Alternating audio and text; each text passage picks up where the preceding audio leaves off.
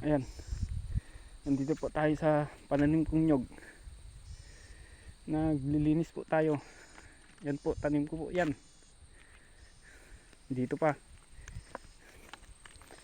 Kasi madamo na itong mga nyog na tinananim natin. Nandito po tayo nagsisipak. Ayan. Pananim ko po to na nyog. Yan po. Dahil wala pa po tayong pambili ng ng gamot pang patay sa damo. Anuhin ko po muna.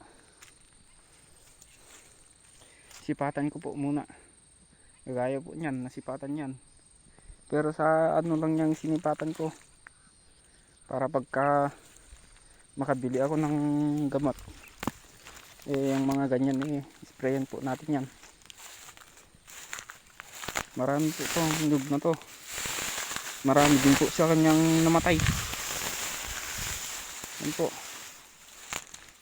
Kasi minsan nasusunog kasi dito. Kaya maraming namatay sa mga nyug natin. Dito po tayo. Naglilinis po tayo sa nyug.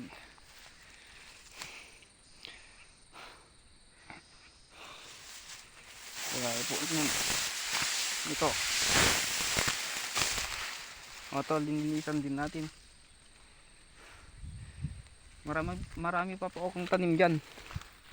Kaya nun, nyug pa po yan. Hanggang dyan. Kahit dyan sa may kakahoyan, marami pong nyug dyan na pinananim natin. Pagka natapos ko po itong masipatan, sipatan din natin yung nandyan sa mga kakahoyan. Malalaki na po sila, mas malalaki na yung mas malalaki na yung mga nandyan kaysa yan. Kaya hanggang dito na lang po tayo. Maglinis pa po tayo ng nyog.